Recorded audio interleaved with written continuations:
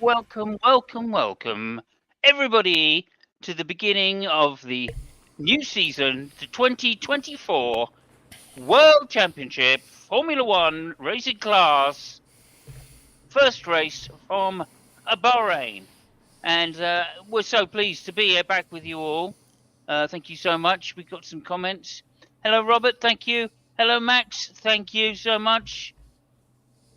Good to see everybody here at the beginning. And hello, Fabio. Oh, that's you. Okay. We don't Hello. need to see that. Hello, Max. Thank you very much for making it. We really appreciate you. Anyway, as I say, we're coming from Bahrain, the wonderful kingdom of Bahrain. And we're pleased to be here. This is a Formula One show. And we're going to get on with it. So I'm going to, without further ado, there's been so much to talk about. We will have a lot to talk about. But to start with, it was a race. We had a race, and the first race of the year. So I'm kind of reminded. Well, I think it was a kind of Bahrain, or obviously known for being a biblical land, as we know. And the animal is where the ark really landed, as you know. And it was 2x2. Basically, that's the story for today. So there'll be a theme, and the theme will be 2x2. Okay, so yeah, from the lights out, Max Verstappen in pole position, and then Leclerc in second. We thought there might be a little bit of a race there. George Russell third, and Carlos Sainz in fourth. Into turn one, all of the early cars, Max forcing Leclerc out. Unfortunately, Hulkenberg got into the back of Stroll and spanned the car. Through the rest of the lap, everything was fine. The other cars managed to get back on, although Hulkenberg and Stroll unfortunately dropped to the back of the pack, Hulkenberg having to change his nose. Onwards with the race, Max basically put his foot down. Then the McLaren started to pick up their pace, and I think it was Norris that started coming through, over to Alonso. Great little battle. Then Sainz and Leclerc and Russell had a bit of a battle. Russell taking the early advantage. Onto lap 7, a fantastic pass by Perez past Leclerc and Sainz to get up into third place, and a little mistake, of course, by by Leclerc. Leclerc was struggling with his brakes for most of the race, and that was, of course, to be the theme for Ferrari. A bit of overheating in Leclerc's brakes, maybe due to the problems they had in qualifying with the front eyebrow. Anyway, Sainz and Leclerc then started going at it, Sainz getting the better. Perez then coming through past Russell, and Albon, having still not stopped, was still doing very well. A good showing for Williams under the circumstances. Then Leclerc and Sainz getting together and having a real ding-dong. Leclerc taking an advantage and a good overtaking to turn 1, following them through for Russell. Then it was Sainz on Russell, and he he didn't take too much longer, lap 18 or somewhere around, to get past, as the Mercedes had heating problems and were falling back. That was to be a case for both Mercedes. They had overestimated the cooling needed for the cars, and that really took their lap times down. Unfortunately, Bottas had problems in the pit, a 50-second pit stop, 55-second pit stop, probably going to be the longest of the year, we hope. So, fortunately, the kit car going to the back of the grid. Not to be surprised, though, Zhou did remarkably well under the circumstances. This left Verstappen in first place, Perez in second place, Sainz in third place, with a heavily chasing Leclerc coming back through the pit on his soft tyres towards the end of the race. There was also a slight bit of drama, I should add, between Tsunoda and Ricciardo, who were ordered to swap positions due to the fact that Ricciardo was on soft tyres.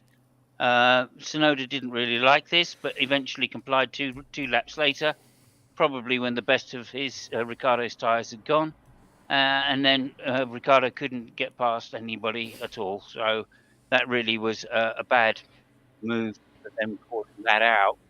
After the race, Tsunoda very angry about it, very angry about it indeed. Kind of made his feelings felt to Ricciardo on track, overtook him around the outside of a corner. Then Ricciardo, not happy about that, kind of pushed him slightly wide, and Tsunoda just basically barged his way past him, and obviously wasn't happy. Ricciardo then saying Yuki was a helmet. Now, I don't know whether he was misheard. Maybe he said helmet. I don't know. Maybe that's a reference to some kind of dictator. Don't know. Couldn't really tell you. Either way, there seemed to be a bit of rivalry in the Red Bull Racing second team, which was minor in comparison to the Red Bull Racing major team, as we will get on to discuss. Most of the action happened off track this weekend, as of course we will get to very shortly after the race. The race ended, of course, with Max Verstappen first place by 20 seconds or so, something like 20 seconds. I'm going to say that now. Say again. 22. 22 seconds. But thank you. I'm not an expert. Tells me it was 22 seconds, so that can be relied upon, I should think. And in fact, it was 22.461 seconds. Just if you want to update your information there. Not an expert. Okay. I mean, just read it from the screen. Perez in second place. Sainz in third place, 2 seconds behind Perez, 2.5 seconds. So there was a possibility of Ferrari doing something against Perez. Leclerc another 15 seconds back. Russell 7 seconds behind that. Then Norris, Hamilton, good recovery from his bad start and bad qualifying. Piastri, Alonso, Stroll 2x2. Zhao, a good 11th place. Magnussen, Ricciardo, Tsunoda, having been switched around, of course. Albon, 15th place, unlucky. Good recovery and good pace in the Haas for Hulkenberg. Then, of course, the two Alpines. Bottas, 50 seconds back with his terrible pit stop. And Logan Sargent, who we will hear about later in our exclusive documentary this year, called Reportage et Logan Sargent. So we will actually hear about that in a little while. Okay, I'm going to hand it over to Fabio, who hopefully has a forehead left after the huge slap he did there, because we mess about. Fabio, how did you find the race? Did you find the race? And what did you think of it? I found the race. I mean, the recap is pretty spot on. Just to add a little tidbits. So the Alpine were shit. The Williams were shit. Including, well, actually, the Williams were shit, and Sargent was particularly shit. Unlucky for Hulkenberg, which made a good qualifying in Q3, and during the race, first corner, he was first tapped by Bottas on the rear. So Hulkenberg, tapped Stroll, and he broke his front wing. So he had to basically restart with something like 30 seconds behind. So that was a bummer because it proved to be fast. What else? The Mercedes looked like the Ferrari of last year, meaning that Russell tried to keep the pace, but he totally destroyed his tires, and it was nowhere to be seen at the end.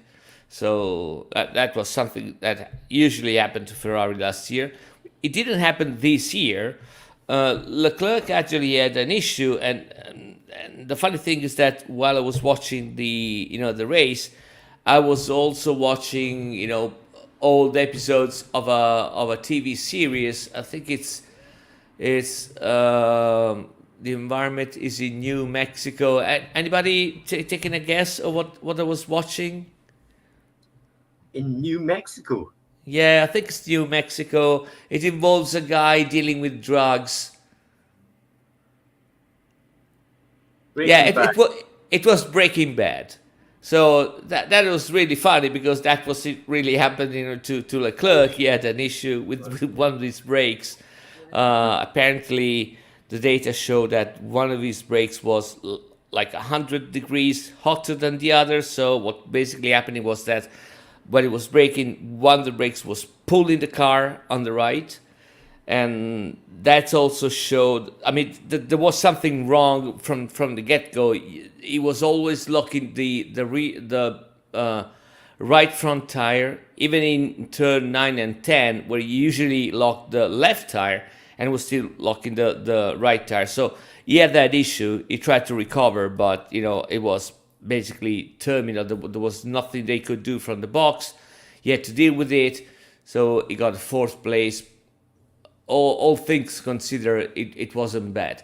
As for the race itself, it remains to be seen. It was really weird because if you compare that to the first race in Bahrain of last year, it was pretty good. I mean, the gaps were really not that bad. But if you compare it to the last race of last year, you could see that basically nothing was slightly nothingness change, regarding um, to the Red Bull. And I'm talking singular here because there is only one apparently. Max car, it's one Red Bull, and Perez has got another Red Bull. I don't know. Maybe it's the driver. I don't fucking know. And the other cars. So yeah, it was really funny to watch it. Well, yeah, that's all I've got. Thank you very much. So, Max, yes, you were correct. Yeah. Max said Breaking Bad, so obviously Ferrari people on a same wavelength there. That's good to know. Max says has a freaking curse on them. Yeah, I mean they do. Ever since they got involved with English mafia, that's rich energy for you people that don't know. LT Dross, thank you so much for being here. Really appreciate it. More like Breaking Bad. I see. Yeah. Now I get it. Now I Oh, get the now joke. you get it. I Okay. thought it was some kind of South American joke, like No. Marco Helmet made about Perez being from Mexico. Okay, so that's that. Now over to not an expert. How are you, Lucky? Good to see you. And how did you find the race? I'm excellent. Thanks for asking. And it's good to be back in another season. However, it does seem like we're going to be having a business as usual season with the Red Bulls. However, we'll come to that because, first of all, the moment that everybody tunes in for, la reportage de Logan Sargent. Another Oh, stupendous monsieur. stupendous weekend for Le Sarge, qualifying 18th, not last for a change. However, in the race, he was indeed last, partially due to problems with his steering wheel. You'll recall that he locked up and went straight on one of the right-hand corners early in the race. Yeah. This is due to his steering wheel actually having a bit of a breakdown and sending all the brake bias to the front. So he had 100% brake bias. I thought it was because he couldn't remember where it was and he forgot to turn it. Well, apparently, if you look at the footage, in-car footage, the numbers for the brake bias suddenly start climbing up on their own and go all the way to 100. I see. Yeah, no, I've done that when I've put my headphones accidentally on my keyboard before. Indeed. So whether it was him, whether it was the steering wheel or whatever, he ended up going straight on. He managed to recover, but finished the race 2 laps off the lead in last place. So another familiar start to the year for Logan. Room for improvement, shall we say? He's also business. Oh yeah, yeah. Slight improvement, yes. Let's see if we can do better than the 1 point that he got last year. looking at the race, I have this feeling that Red Bull are holding that car back. They're holding Verstappen back, and there is a lot more from that car yet to be seen. At the end of qualifying, Max said, "This is the guy who won the race by 22 seconds." At the end of qualifying, he said to the team, "I don't think I didn't think I had done enough." Now that sounds like somebody who's been told to go out and set a pole position time, but without making it look ridiculous. He blitzed that race. There was nobody who was going to come near him. And I'm not so sure that that Red Bull is as good, if not better, as it was last year compared with other cars. However, let's go and look at the two people who I think have got a bit of an attitude this year: Carlos Sainz and Lewis Hamilton. Hamilton will start off with his attitude, I think, is "I don't care." See what you think about that. Carlos Sainz, I think he's got an attitude which is "I'm racing for myself. You've abandoned me, and I'm going to go out and make as big an impression as I can on Formula One racing." What do you think, guys?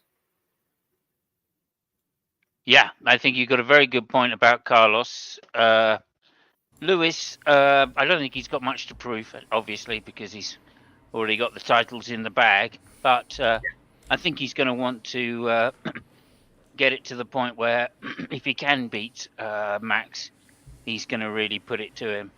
I think personally that if they ever get close racing on track, which is unlikely given the first race, but you never know. If Mercedes suddenly develop a bit of time, maybe half a second or plus, I think Lewis is going to use this year to kind of put the manners back on Max. I think he's going to be a bit more like he was when he was racing against Alonso. As for Sainz, yeah, I think he's pissed. Fabio? Yeah, I mean, I think that you were reading too much into the performance of the qualifying and what happened in the race. The qualifying for the first race was basically the elongated tests. So they were still trying some stuff. So the fact that he didn't show the pace that he had during the race, it's not surprising at all.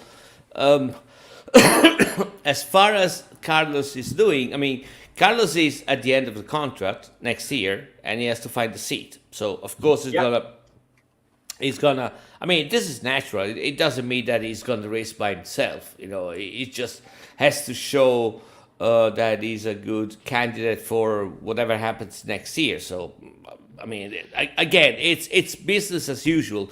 As far as the Red Bull goes, I have some hopes about the reliability of that car, meaning that the car this year got some weird distribution of the radiators.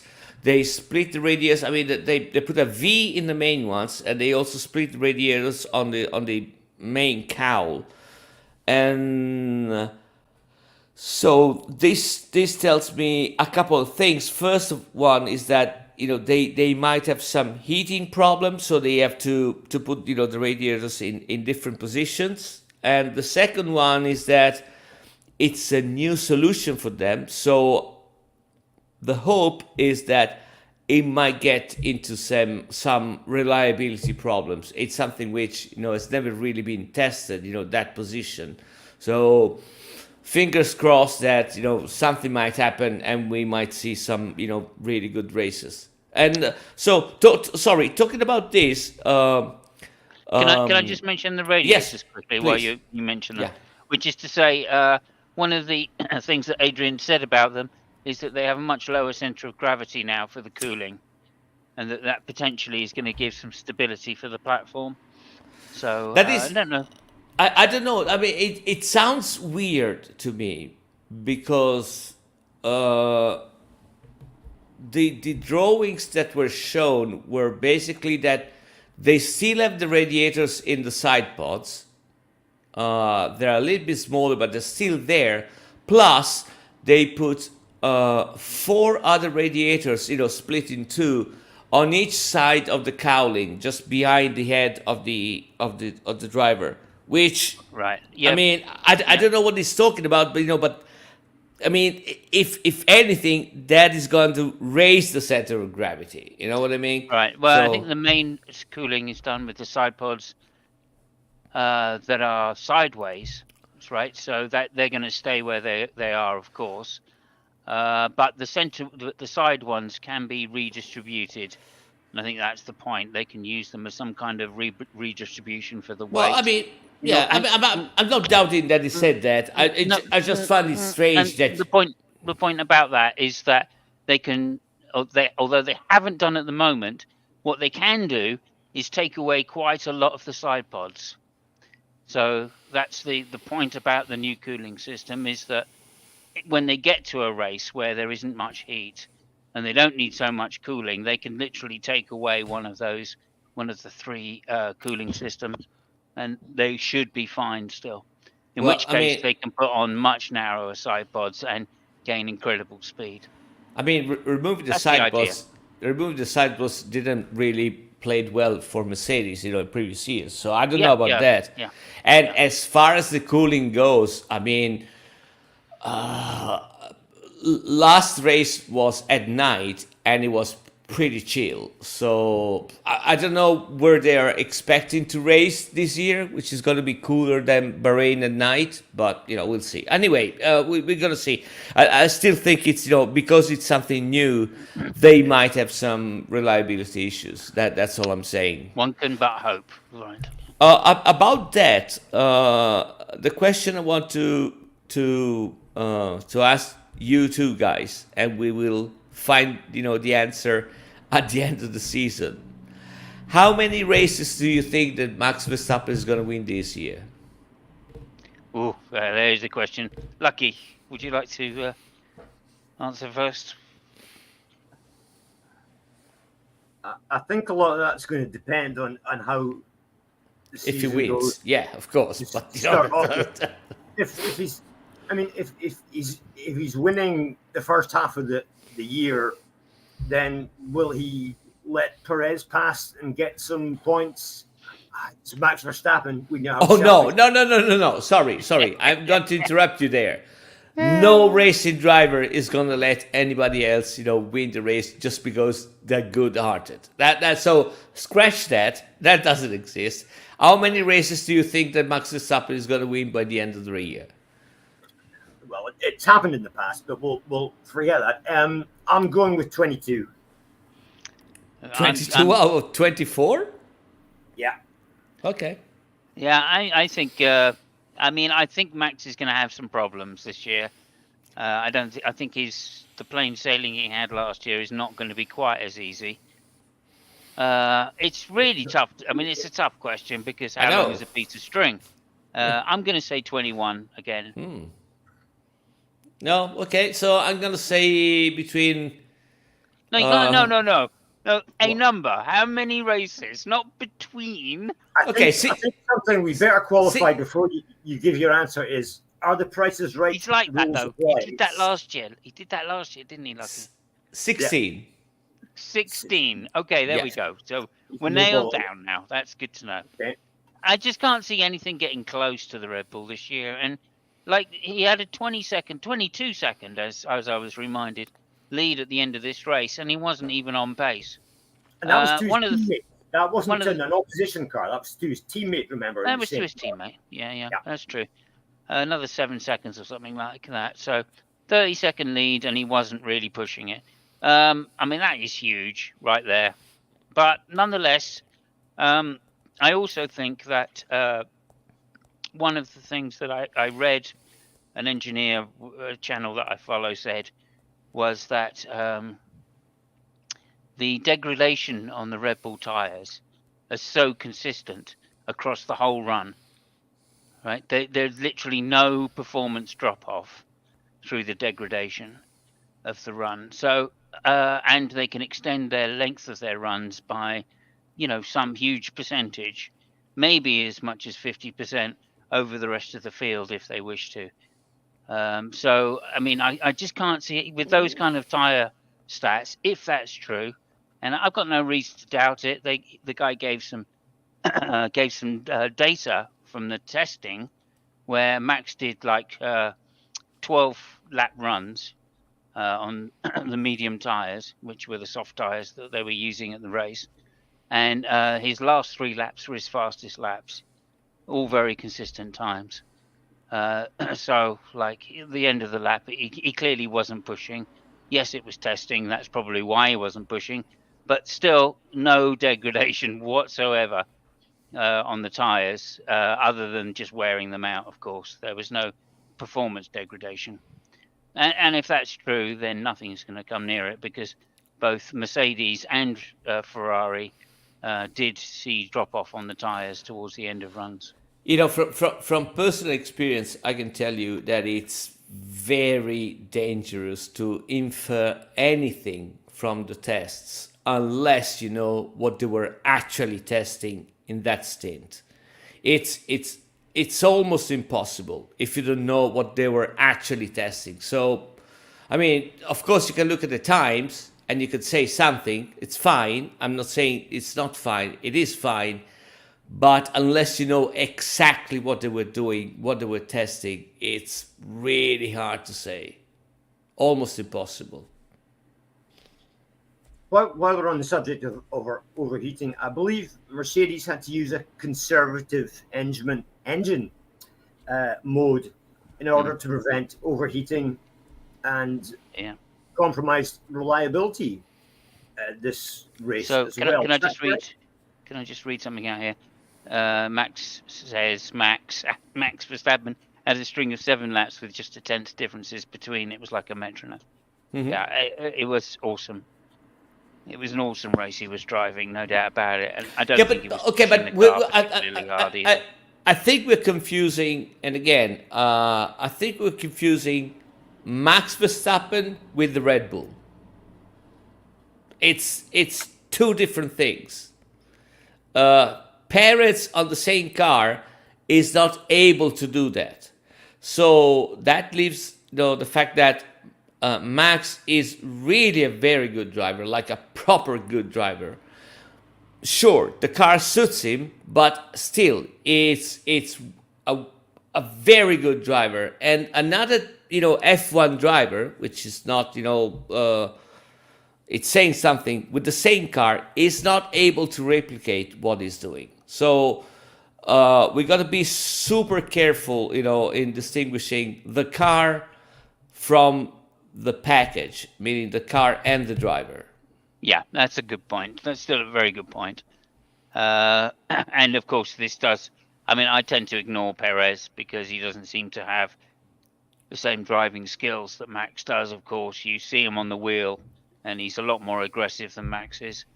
So obviously the finesse that Max has with his feel for the road is a lot more extreme.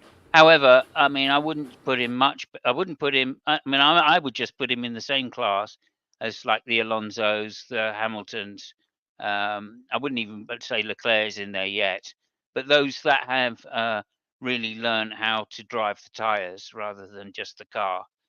That's what the group I would put Max into, and which is surprising because, of course, we were all told a few seasons ago that Perez was the tyre whisperer.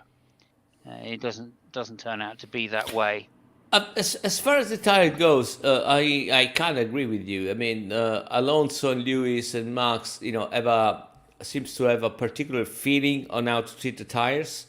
The funny thing is that I don't think that Max is overall the best driver. I think that Lewis is way better than him overall, And by overall, I'm talking about tire management, race management, and fast lap.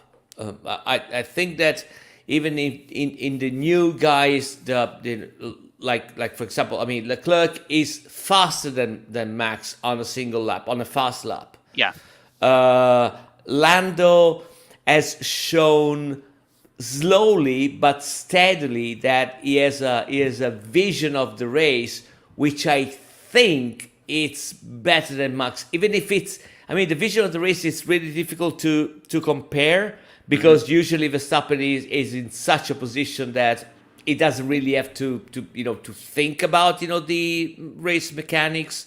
Yeah. So it's art. But I mean, for example, Lando, I've been super impressed by Norris. In the last year, how mature has become. In the management of the race. So. Yeah, I still think that people like Lewis and even Alonso are superior drivers to Max, but Max has that edge, and specifically he fits so well with the material that he has, i.e. the car, that it's. I mean, if everything goes his way, it's really hard to beat him. Yeah, I mean, like with Lewis in his dominant years, right? They raced from the front. They built their car to be at the front, Right. and there was no problems as long as Lewis was at the front. And Yeah, we I don't mean- know whether that's the case that Perez is suffering with, whereas Max isn't, right? So that might be some of the difference right there. Just to put in some more caveats. Yeah, I agree mean, with what you're it's saying like there, of course. the Schumacher era stuff like that. Unfortunately, we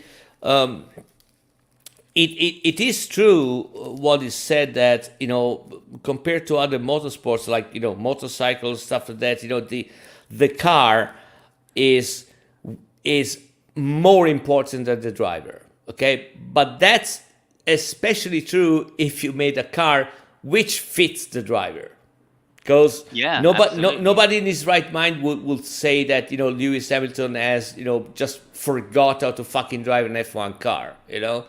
But if you look at his last season, you're just like, okay, what the fuck has happened to the guy? I mean, he's just done or whatever. So it's complicated. It's a little bit complicated. Yeah, Can I just lucky. answer Hillary's emails there real quick? Hillary, we've already talked about Logan Sargent. Yeah. There you go. Yeah, you should have been here at the beginning. That's when all the joking happens.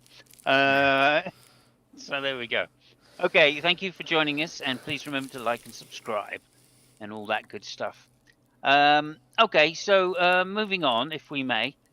There was obviously, I'll put this up quickly here. Here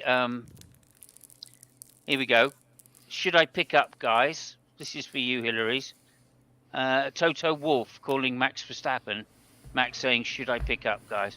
The drama in Bahrain is mainly on the plane. So we've had a load of new revelations, or rumors, I would call them, rather than revelations. I don't know what you guys think, but Christian Horner's position. Will Christian Horner be with us at the end of the season? Fabio, what do you think? Okay, so I'm going to start a clock on me because I don't want to be super long about that. So I will spare all the the background of the situation. There was an inquiry regarding Christian Horner, which apparently, so it was cleared just before the race of all the accusation from the Red Bull team on Friday, I think, and on Saturday, an anonymous email appeared and was sent to everybody and his dog. And by everybody, I mean Domenicali, the head of the FIA, like 200 journalists, and his dog is Jos Verstappen, with some data about what has happened, about the Christian Horner thing. Some might say that because of the everybody and his dog, especially his dog part, the email. Buster. Can we just give a name to that dog? We think it's Buster, Lewis Hamilton's dog. No, I think it's Joss.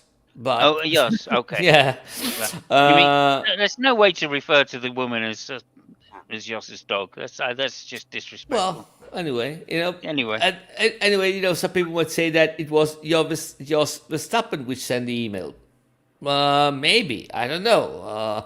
The thing is that this is just the end of a story, which, and we talked about it a little bit, me and Simons before. I think this is, we are actually seeing the end of something which happened, started to happen when Machevitz, the owner of Red Bull, died last year. I think it was last year or 2 years ago. Yeah, anyway. Last year. Yeah. When he died, so this is my reading of the whole situation. It all started with his death, and that sprout like an internal war of who has got the biggest dick. The two persons, at time were and are Christian Horner and Helmut Marko. Christian Horner last year made a very brazen move, which I didn't think helped the situation. And I'm referring to the old Ricciardo's situation. He first got him back, and then he managed to put him on the Red Bull satellite team. He forced the hand of the whole Red Bull organization. That, I think, was just the spark which ignited the war. And now we are in a position where the 51% owners of the Red Bull team, which is owned by some Malaysian guys, they are siding with Christian Horner. 49%, which belongs to the son of the Red Bull original owner, is siding with Helmut Marko. Apparently, Jos Verstappen has sided with Helmut Marko in saying that he just wants everything to be clear, blah, blah, blah, blah, because, if Christian Horner basically said, if Christian Horner doesn't get the fuck out of here, he will take all his toys, and his toys are Max Verstappen, and he will go away. That's the gist of it. And that is what has happened in the last weekend. 3 minutes, 47 seconds. That's good. Very good. Yeah, very good. I couldn't have done it all that quick. Apparently, just a couple of updates that I heard today were that some comments were made after Max's first title about the particular woman involved at Red Bull and Jos Verstappen Sr. So Max basically made some comments after his first title about the situation. So we know at least it goes back to 2021. So that's just one little thing for time and dating, that this has been an ongoing thing for a few years at least, about 3 years. So it's coming to a head now, yes. But obviously, I don't know whether that changes things or not. There are some weird scenarios that I've opened, because of that situation. Now, keep in mind that next year situation for the drivers is going to be super complicated. I think I might be wrong, but I think there are 14 drivers at the end of the contract next year. I think there are 14. Half the grid now. Plus. Yeah. So the issue is that unless Toto Wolff makes the first move, nothing is going to move. Because Toto Wolff right now has the biggest seat to fill, who is going to Ferrari. So everybody's waiting for Toto Wolff to move. And we saw Jos Verstappen talking with Toto Wolff, in the pit this weekend. And all that stuff. So it's gonna be uber complicated, because now the civil war which is inside Red Bull, is also relying on some other people. The funny thing is that the Jos Verstappen bigger ally is Toto Wolff right now, which is not exactly the first person you would go if you are coming from Red Bull. Because it's true that, Toto Wolff doesn't have, Christian Horner in particular. I mean, it's not really sympathetic to the guy, But I don't think that Toto Wolff is particularly sympathetic to not Max Verstappen. I mean, he's a driver, he's a fast driver. He will get it, with his eyes closed. But all the entourage that, Max Verstappen is bringing with him, namely his fucking father, which, he doesn't know when to shut the fuck up. So yeah, there is that. It's going to be super funny. There's been interesting speculation about where drivers will be going, including the possibility that if Max moves to Mercedes, that means Alonso's free, and Alonso may be the one in best position to get the seat at Red Bull. In which case, of course, we know Lewis is going to Ferrari, which means Sainz is free. In which case, perhaps Sainz might make a good second driver.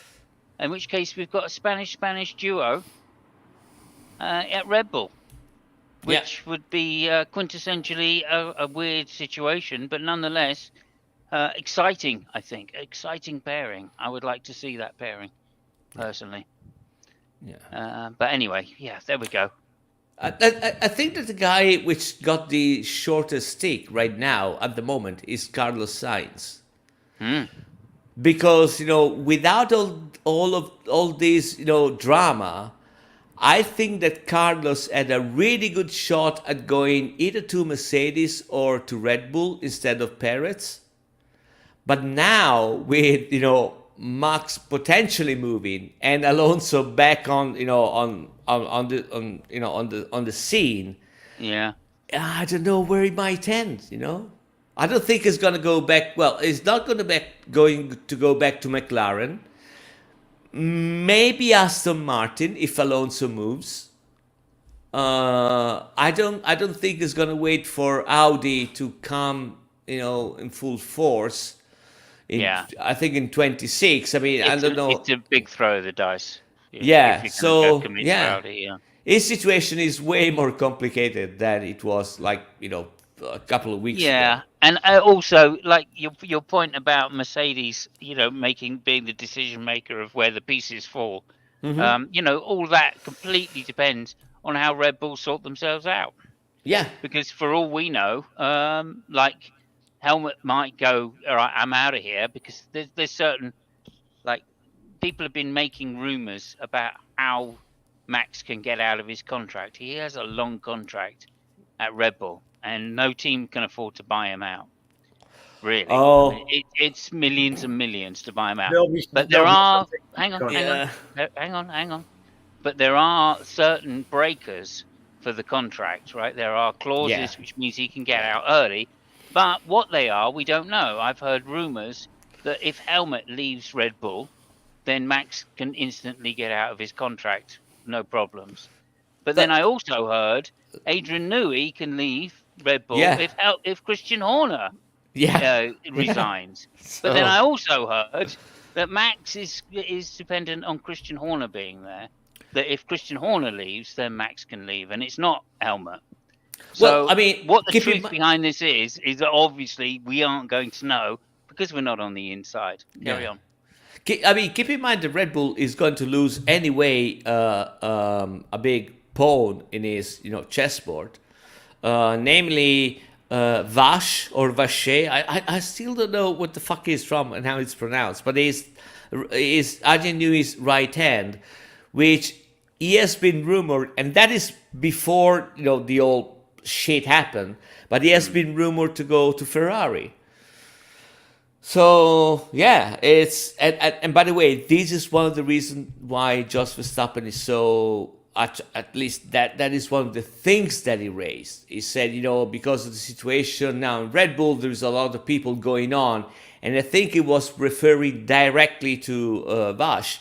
So it's super weird and super funny. So. Well, it's all up in the air as far as I can see, because people have been saying, if Christian Horner stays, Adrian Newey leaves.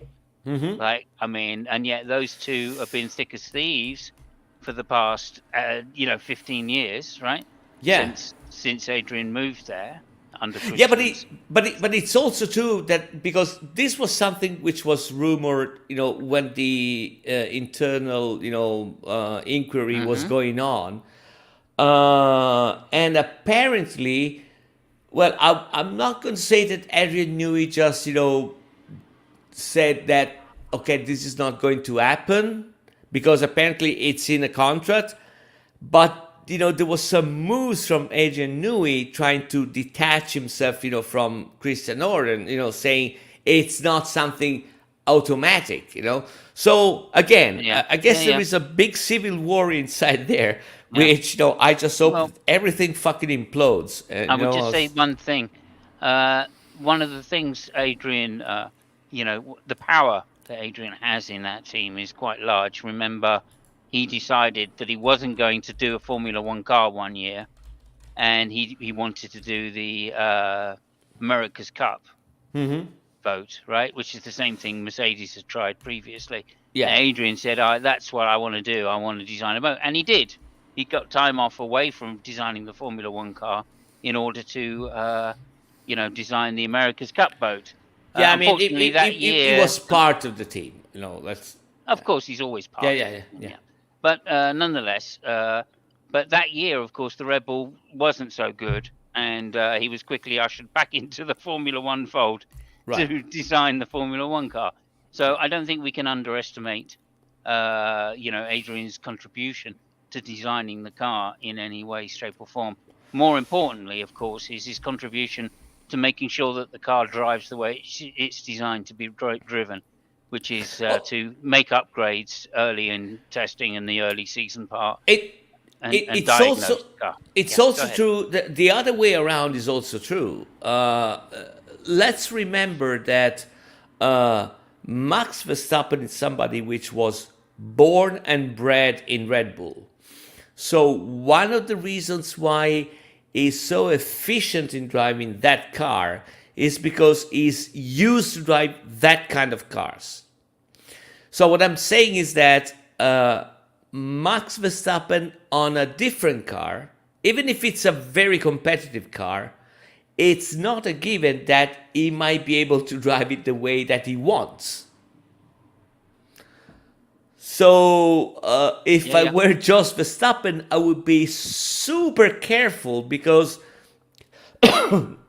people like for example, Alonso. Alonso has won championship with different cars.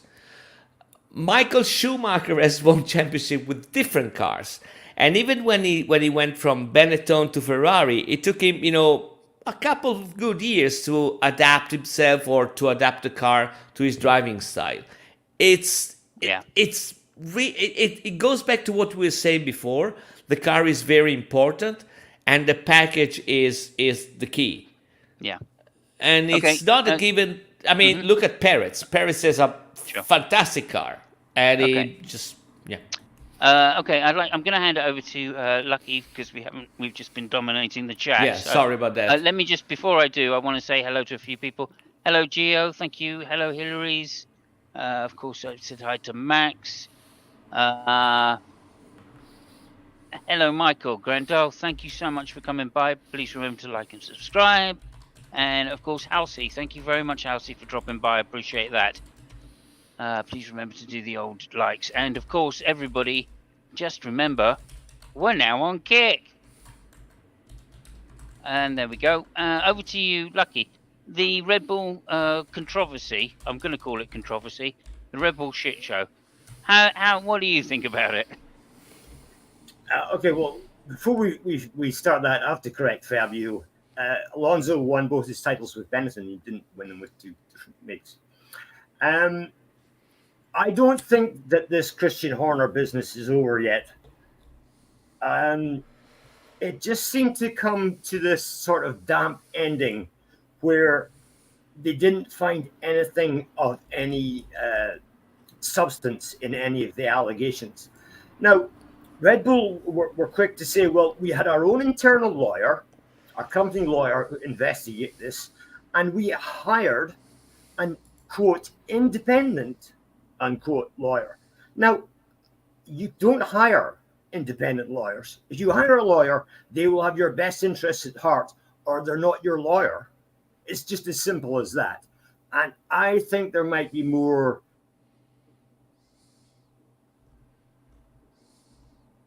Yes, I think you're right. There might be more to it. Another rumor that I heard regarding that today was that Christian or the Mateschitz guy had decided on February the 2nd that they were going to fire Christian Horner, but Christian Horner got his lawyers involved, and then his lawyer set up the independent arbitration in order to avoid being sacked. So that's just another extra rumor that I heard. It wasn't Red Bull hiring the arbitration, and they were forced to by Christian Horner's lawyers. They'd already decided they were going to sack him. Go ahead. More rumors, by the way. I don't know if that's true. Yeah, it just doesn't seem to like it's come to an ending that people can be satisfied with. It's far from ended. Yeah, far from ended. I think this I mean, ramifications. Yeah, basically they're digging the dirt deeper, and if we ever get to the bottom of it, we're probably never really going to know. I mean, threats for Jos Verstappen, like Jos Verstappen has had a meeting with Toto Wolff, and Christian Horner has had a meeting with Fabio Briatore. That's Alonso's thing. So, Christian's reaching out to Alonso to possibly replace Max Verstappen if Max goes to thing. And bearing in mind, like Christian's built the team over, what is it now, 15, 20 years, something like that. It's been there a long time. It's a long time.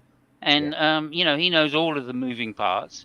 And if he thinks he can get away with rebuilding the team again, and it's the car that's important, then that who's to say he's wrong?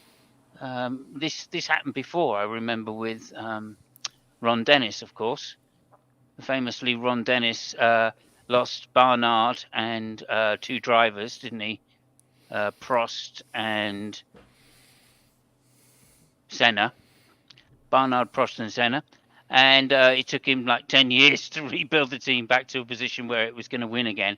Yeah. And then another 5 or 6 years to actually win the title with Kimi Räikkönen, probably. Is that right? I mean, Jean Todt took... Mika Häkkinen, sorry. Yeah, I mean, Jean Todt with Michael Schumacher, they took, I think, 2 years to win a race. So yeah, to even win a race, and another couple of years to win the championship. So, and that's what I was hinting at before. I mean, Max Verstappen, of course, is a very appetizing driver, but you got to put yourself in the shoes of people like Toto Wolff or any other which wants to give. Well, I mean, Toto Wolff is peculiar because Toto Wolff is the kind of team manager and is the kind of team that they want to think about the future. And right now, George Russell is super promising. So, do you really want a Max Verstappen on the team? I mean, you've invested a lot in George Russell. So, I know it's a paradox, but I think that for Toto Wolff, someone like Alonso would be better than Max Verstappen right now. And that's, of course, just going for more rumours, though. Of course, one of the reasons that they didn't want to give, allegedly, they didn't want to give Lewis Hamilton the 2+1 deal that he wanted to stay at Mercedes was because they had Kimi Antonelli, an Italian driver of great promise, coming through. Now, Kimi's yet to be untested. In the first two F2 races, he hasn't performed brilliantly, exceptionally, and he's improved race to race. That's one thing. I think he was 16th in the first race and 10th in the second race, maybe 11th. So if he keeps climbing up the field, great. But to be honest, looking at the size of the boy, I say he's a boy, he's a man, of course. But looking at the size of him, he's not Formula One material yet. He's going to have to put on a lot of muscle and a lot of weight to get there. Kimi Antonelli, it's a weird thing because, if you talk with everybody, I mean, everybody which is looking at driving and stuff like that, they're going to swear by the guy. Sure. So, no, I agree with you that the last results. It seems to be that we're not up to the expectations. I mean, especially if you look, at the past, people like Verstappen or Leclerc, in the minor series. Well, actually, Leclerc more than Verstappen. But again, he's taken in high consideration. Yeah. And Again, I yeah, just want to say, give me Antonelli. He has missed out a series, right? He's gone yeah, straight into F2, yeah, and those cars are considerably more powerful. right, So he's going to take a few races even to get yeah, used to it.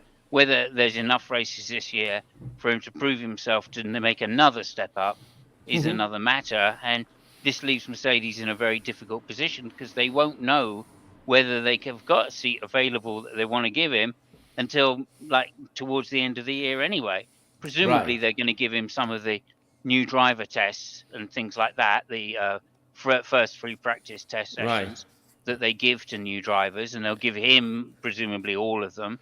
So that's about 4 tests during the year.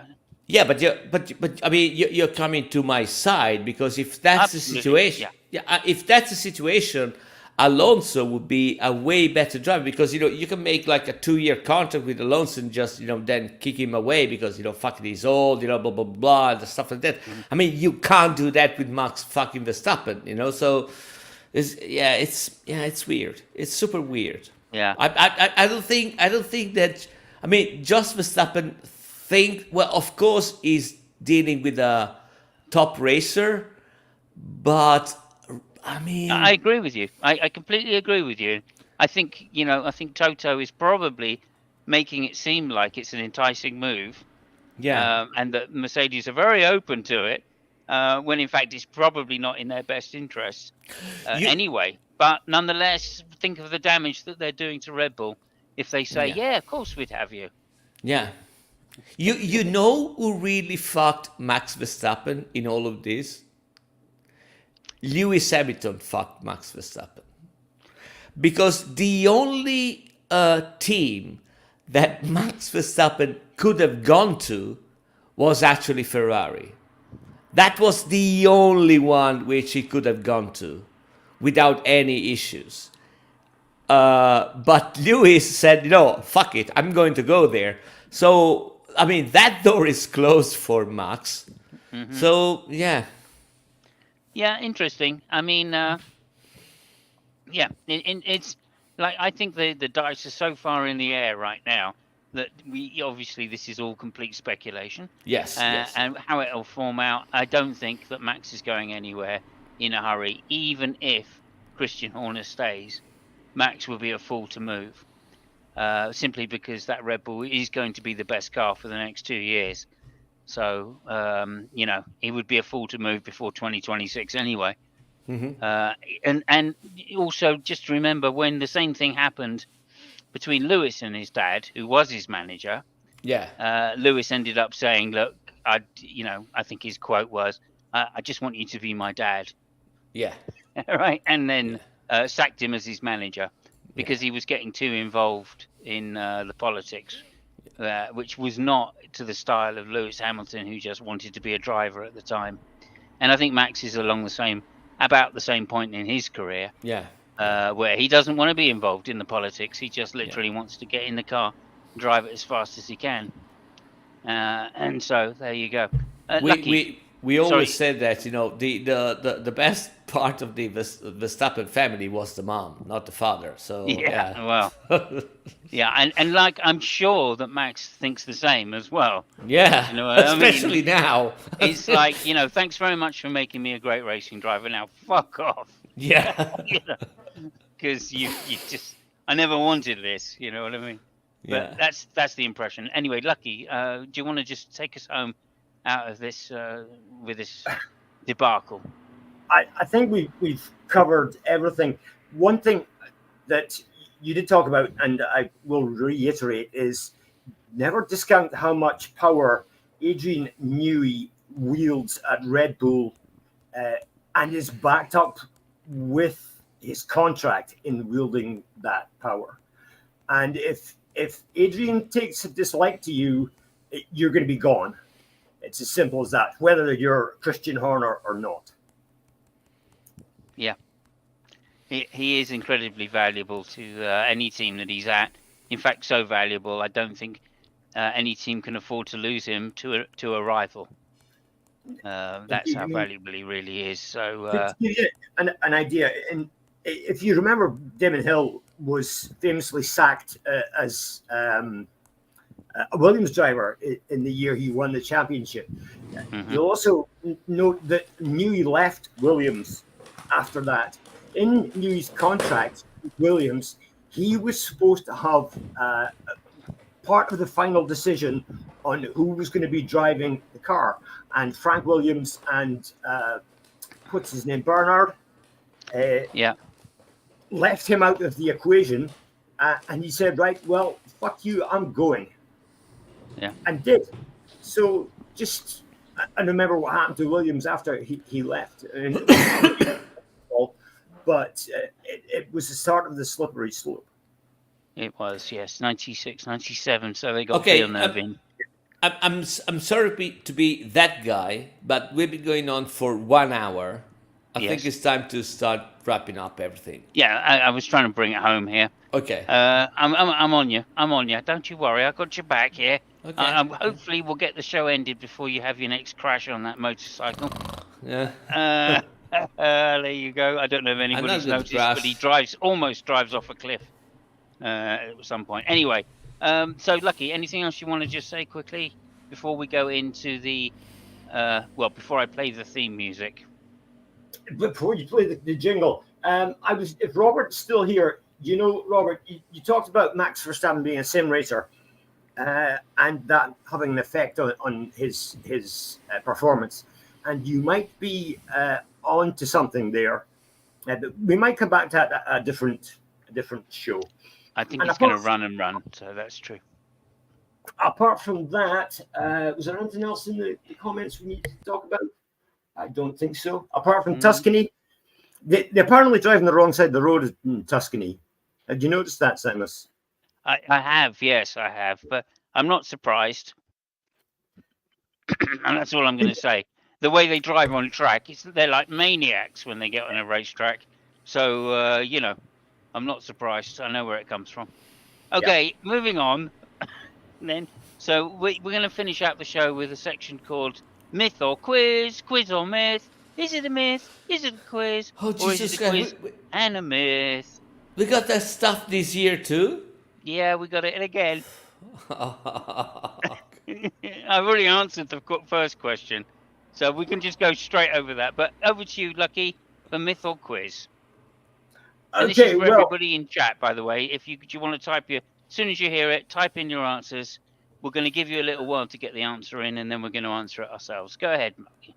Do you want to do myth or do you want to do quiz first? Let's start with the story, shall we? I had a question prepared for the trivia that involves my avatar, which today is a bear with a racing helmet on. However, somebody messed that up completely.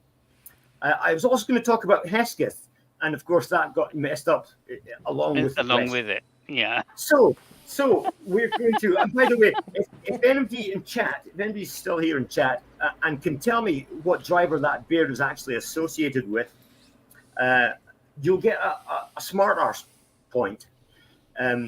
However, the question I'm going to ask for the opener of this year's 2024 Formula One Intercontinental Trivia Championship is going to be, gentlemen, in what year did Formula One change from a 1.5 litre engine to 3 litre?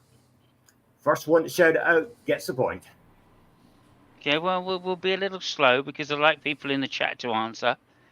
So there's that. And then, okay, so just and we're as a talking clue, about normally aspirated cars, not talking about turbos or anything. Thank you. Just as a clue, that'll be the year they banned turbo engines. No. Okay, the first time. I mean, we're back to turbo engines now. So there's that. Okay. This is the very first time the formula changed from 1.5 litre to 3 litre. Yeah. Okay. So I'm going to guess somewhere around. Oh, I don't know. 82. Oh no! First Okay. time, That very, first time. Okay. very That's first it. time. No more clues. No more clues. Fabio, your guess, please.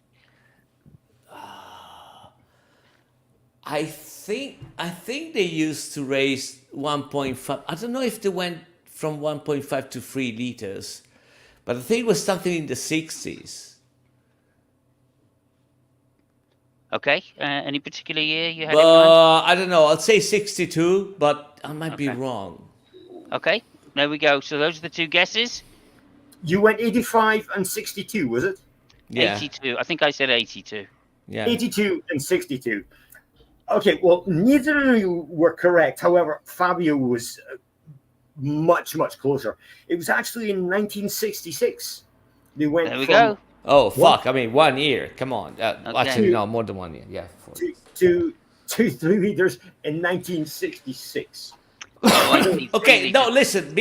So, Before we go on with these shenanigans, mm. can we agree on the fact that we are dealing with the Price is Right rules from the get-go? Oh my God. No, I think it's important because last time Oh, it so Max. happened. Sorry to interrupt. Yeah. Max said 1966. So Yeah, thank you it very was much, spot Max. on. Yeah. You were spot on, dude. Thank you so much. Hello, Sandy, as well, by the way. So thank you.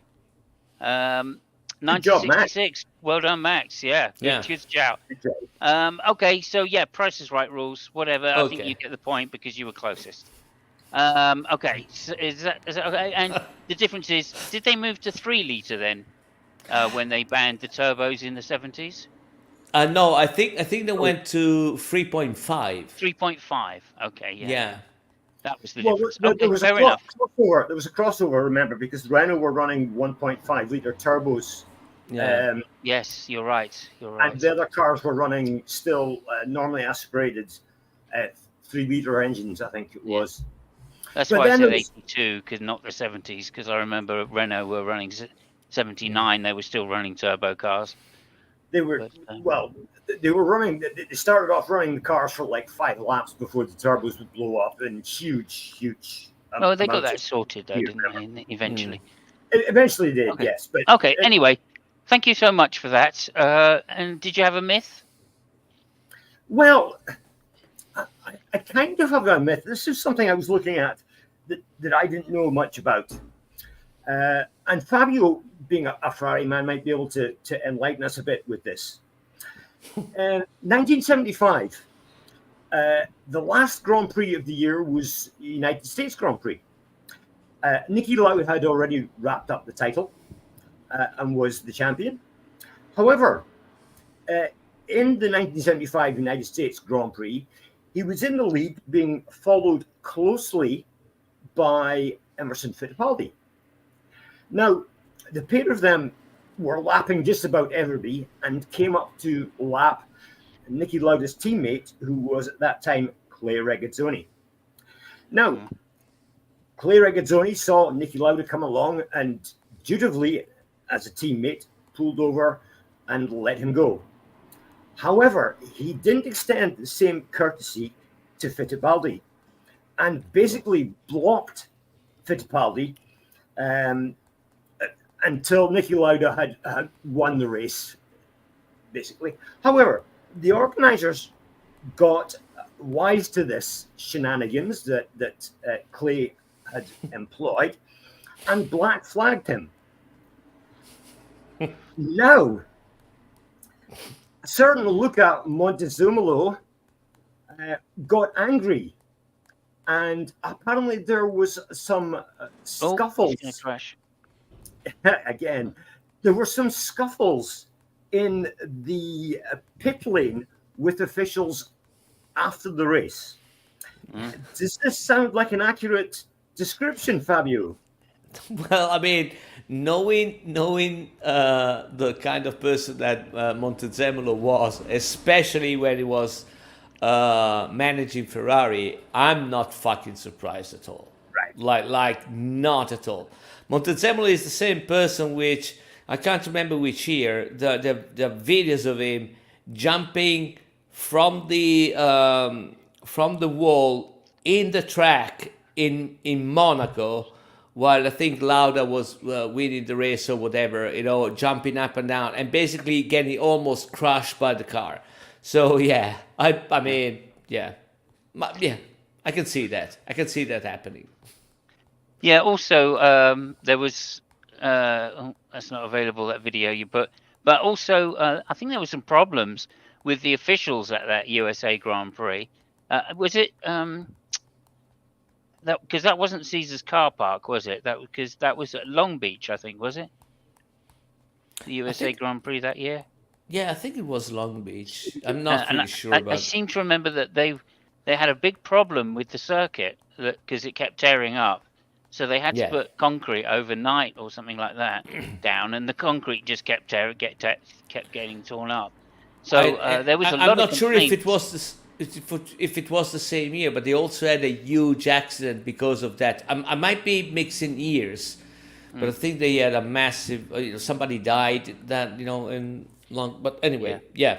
I think they had a big problem with the authorities that in that Hmm. particular race Yeah, because the Long Beach refused to do the necessary repairs to the track yeah, in the off year, and they came back and it was in the same state as the previous year. So there were, I think there were a lot of agitated people towards the circuit directors, and the race director in particular. yeah. So when decisions were going against the team, so I think that the officials did actually bear quite a brunt there. So anyway, there we go.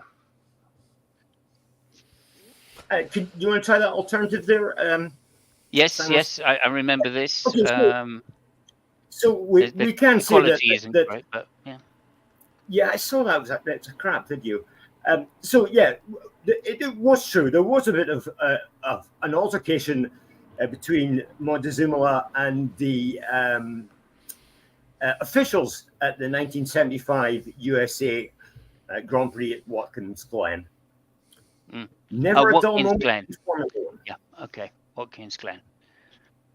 Yeah, but they were a professional outfit. It's a really good racetrack. But again, I think there was one particular corner which just, I mean, all of the American tracks couldn't take the Formula One cars at that time just because of how brutal Formula One cars were compared to anything the Americans raced. So anyway, there you go. Okay, so I'm going to play this as part of the outro. Is there As anything you we want me to say about it first? Well, yeah, we ended last year, if you recall, with a Formula One driver getting his head hurt in a comical manner. So I We thought, we don't remember that because I took it out of the oh, you did. broadcast. But yeah, those that were here live Okay, might remember. yeah, this is also well, it wasn't such a comical moment at the time, but it is a bit comical moment nowadays. Yeah. If you want to play it, it features Juan So, Pablo Montoya and a so cameraman yeah, sure. and his So wife. just yep. Just answer the question first on screen. So is the myth section true or false? It was true, right? It was true. Thank you. That's it. It was true this time. As I Okay. said, because somebody messed up my original question. Yes. Well, don't worry about that. Okay. We, So we, great show. See you after the next race. Thank you very much, Max. We hopefully will see you after the next race as well. When is the next race, by the way, Fabio? It's gonna be fucking next Saturday. I mean, this year it's gonna be Next week. 24 motherfucking races, and Yeah. yeah, it's gonna There be. you go. It's gonna There you go. be. Okay. So we're just going to play this then. Anything you want to say about this before I play it? well, as I was saying, it's Juan Pablo Montoya while he was still in Formula One. His wife and a cameraman and a small altercation. Yes. Okay. Here we go then.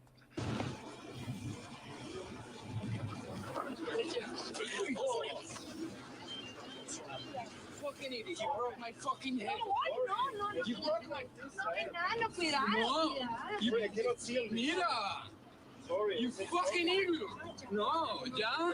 Look at that, you broke my fucking head. Look. You should be careful.